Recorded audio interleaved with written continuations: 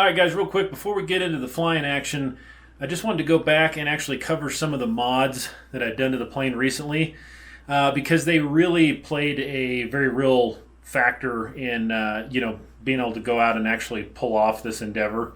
An S20 flap handle in the airplane with, so it's got extra notches. The flap handle is mounted over there beside me now, and it's in a really nice spot.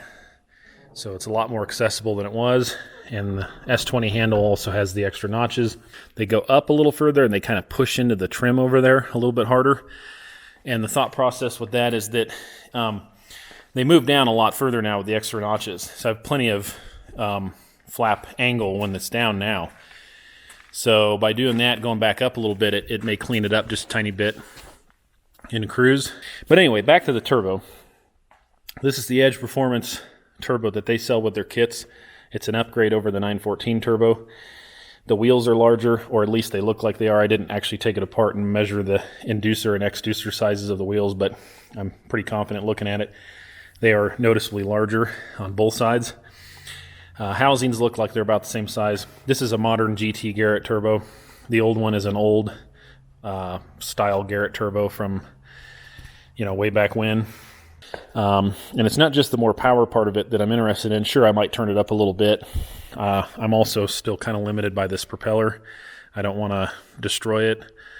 And it's obviously not designed for high power levels that we could achieve here. So I'm kind of limited till I can get another prop, which is on the list when I can get some money for it down the road. But I may turn it up a little bit. But what this turbo does is it's going to produce more headroom at high altitude. So as you go up, that turbo's working harder to maintain power. This will allow a lot more headroom to maintain power up high and make less heat doing it. In theory, it's going to kick out less heat. My little homemade intercooler here is doing a good job. It dropped temperatures like 40 degrees, maybe more. And that's just sitting back here in the cowl with just whatever airflow hits it. So I'm really happy with that.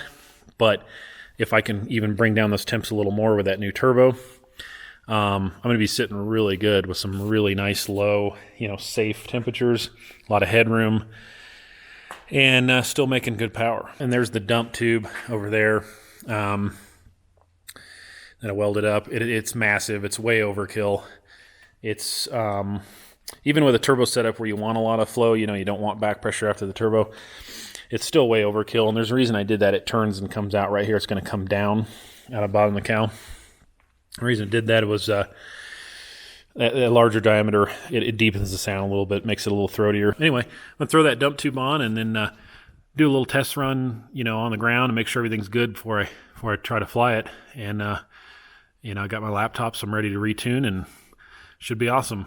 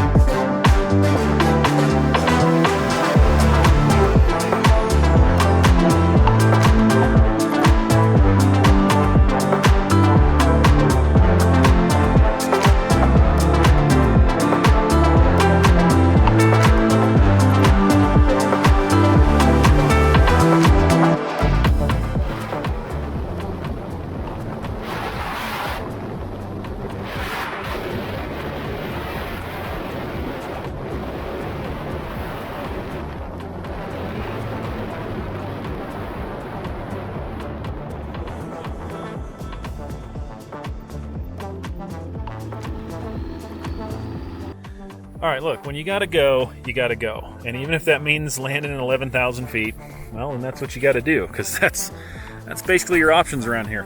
And it's surprisingly warm up here for being 11,000 feet. It's, I'm gonna say 70, something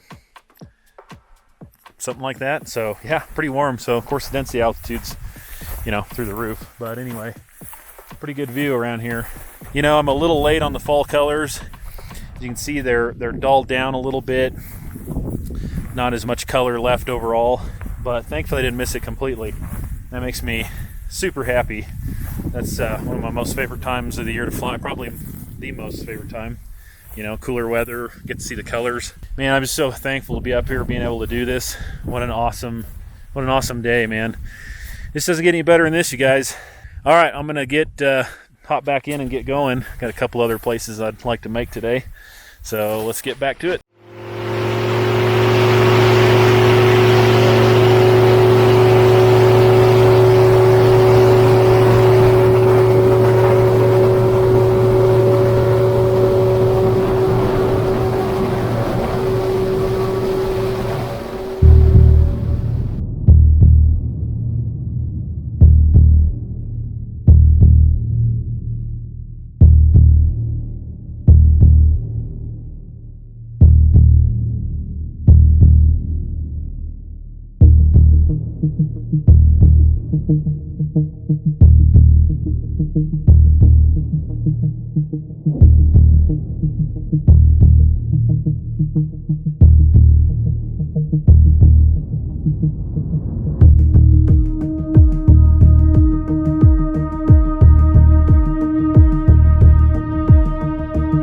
Started out this day heading out to look for some fall colors, making my way down to Telluride.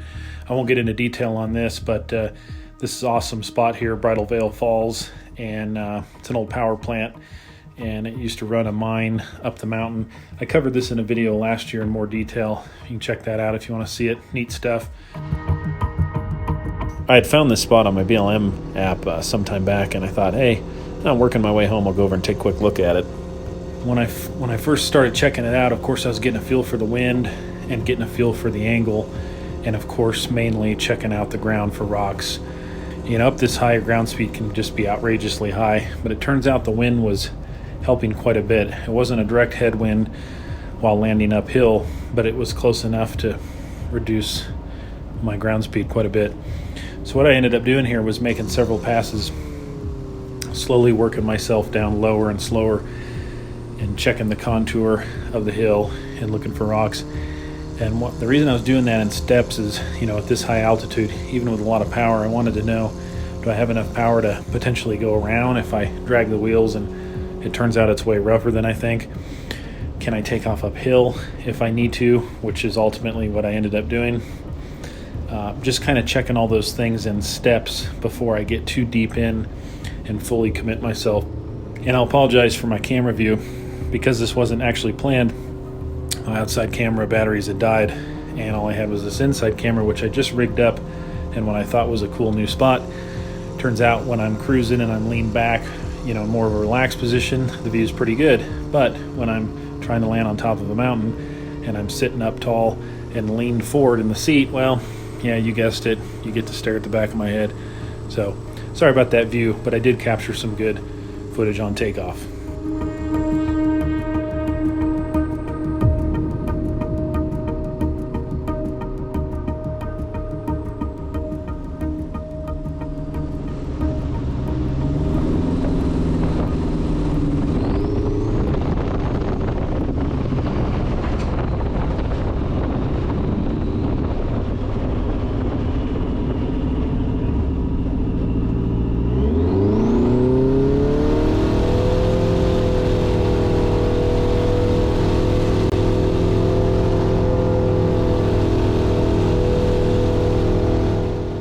Well, how about this? This is ridiculous. This is insane. Let me check the exact altitude here. Fire up my bad elf and we'll get an actual GPS altitude, but it is really high. So let me let that boot up and sync up with the satellites. But I mean, look at this, you guys. This is freaking crazy. And I think the only camera that was running was my inside camera, unfortunately, which is probably just staring at the back of my head. And so, sorry about that. I think my batteries died on my other ones, but this is crazy. Now, I taxied up here.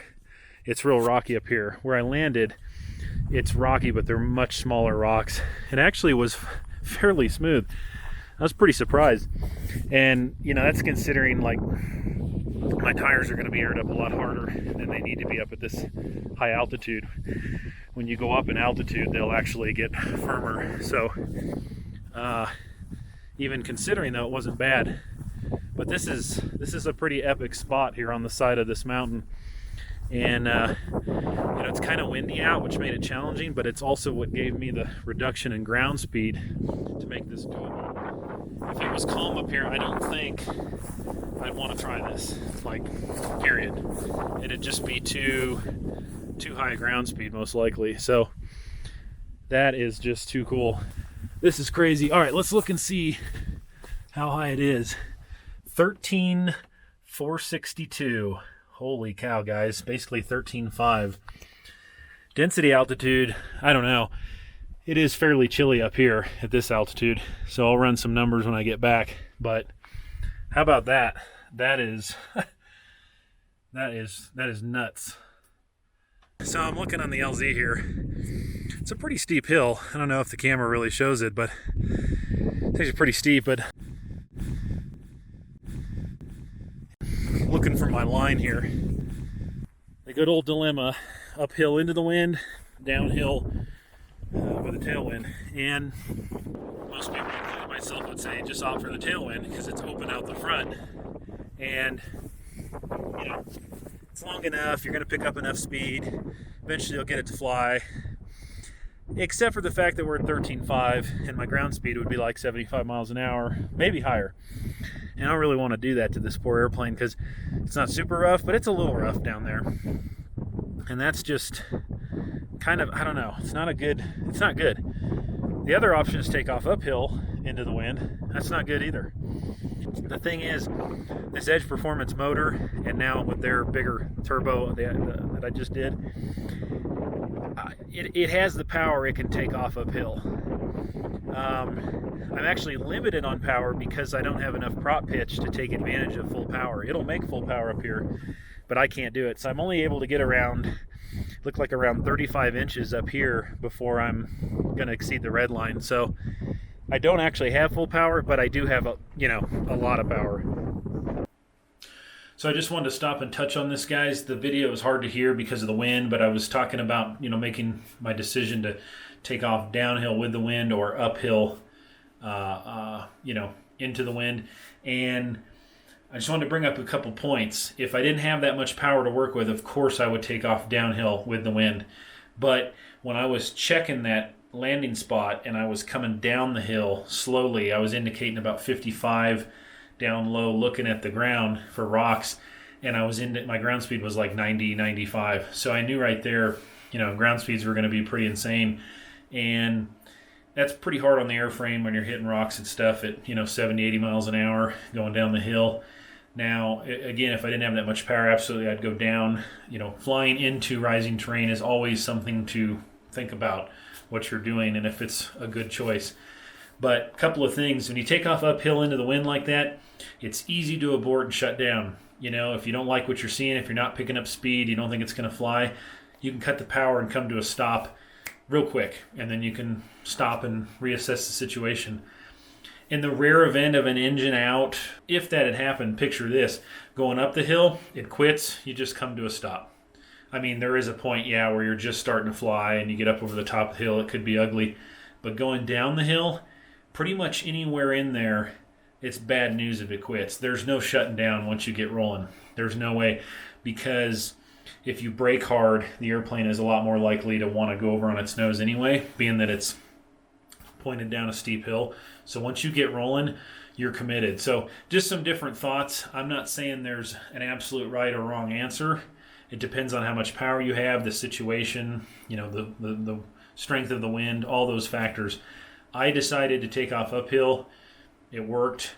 Once the tail came up, I knew it would fly. I just let it build up some speed to make sure I'd have, you know, a good positive climb when I left the ground, and it all worked out. I mean, it's a tight squeeze, don't get me wrong, but you know, I knew it would fly.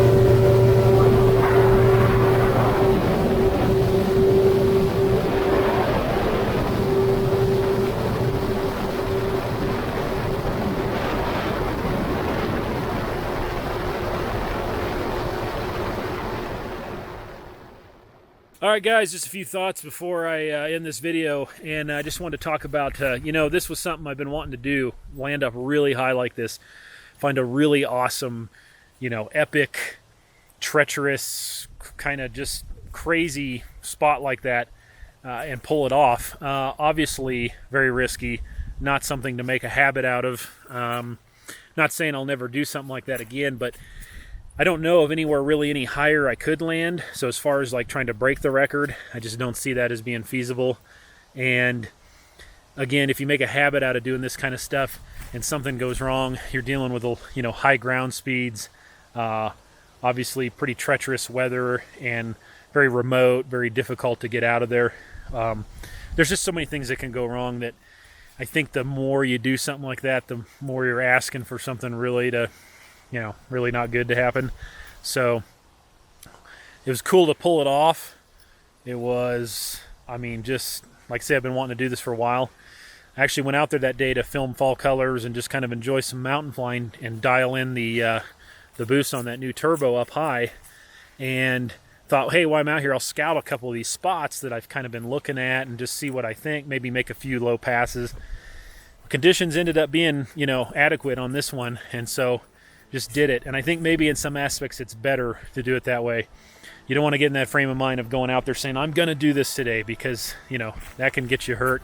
And also, I probably wouldn't have slept the night before if I was really planning on going out there and doing that. So it just kind of lined up and worked out. I think that's the best way to do that. So big thanks to my Patreons. You guys are awesome.